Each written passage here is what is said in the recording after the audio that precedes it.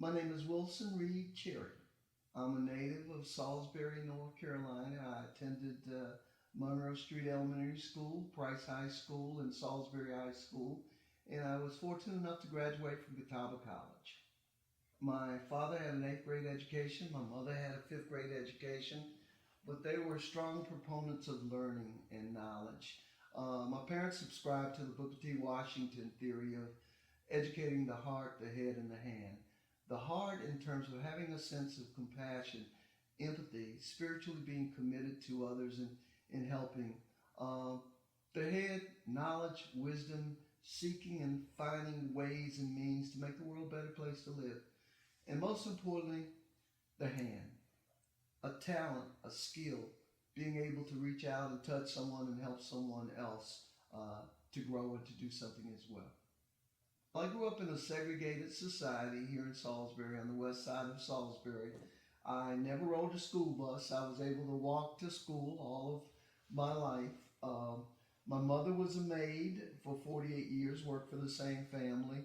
My father drove a coal truck and a cement mixer.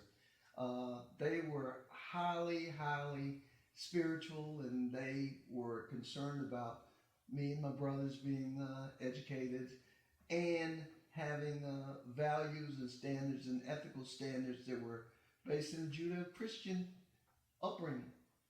The community now is somewhat different because I was not aware that I was poor. I frequently like to tell people we were so poor we couldn't afford the OR. So I didn't know I was any different because all the kids in my neighborhood socioeconomically were at the same level. It wasn't the haves and have-nots. And now I think there's a greater division between not so much races, but the socioeconomic divide is probably wider now than it was when I was growing up.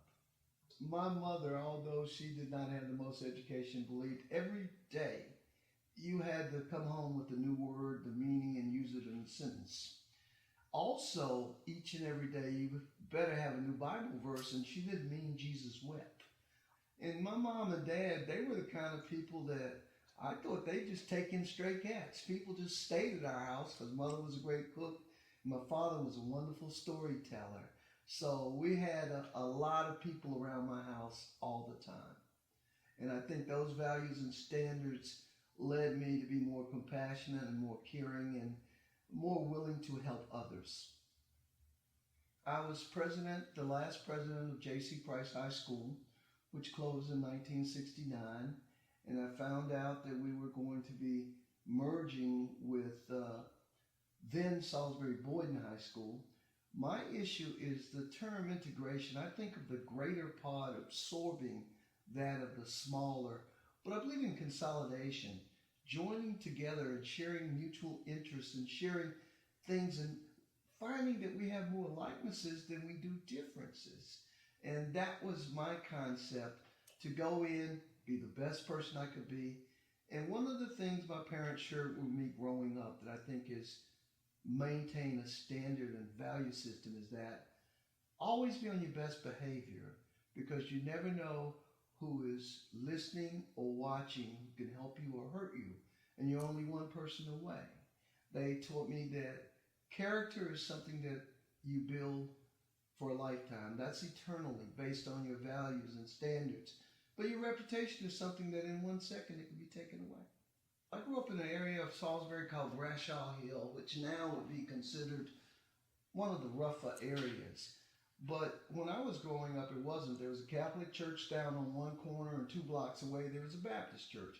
So I spent most of my days and summers either in church or Bible school or something of that nature. We were not rich, but we didn't know it, so we were very well off, given what we were raised to believe about ourselves and who and what we were. Being respected, being dignified, having ethics, having positive morals, that was far more important than whether you had a dime or a dollar. That spiritual upbringing was always there, and it was always a preponderance of do the right thing. I would hope that I would leave a legacy of hope for any young person who knows me or who has been around me, that sense of you can accomplish, you can grow, you can be. I think there's a popular secular song that goes, reach out and touch somebody's hand, make the world a better place if you can. That would be the one major sense or philosophy I would want them to say, that my grandpa tried to reach out and help somebody if he could. Here's My Story is funded in part by the Z. Smith Reynolds Foundation. To share your story, please contact Rowan-Cabarrus Community College by emailing here'smystory@rccc.edu.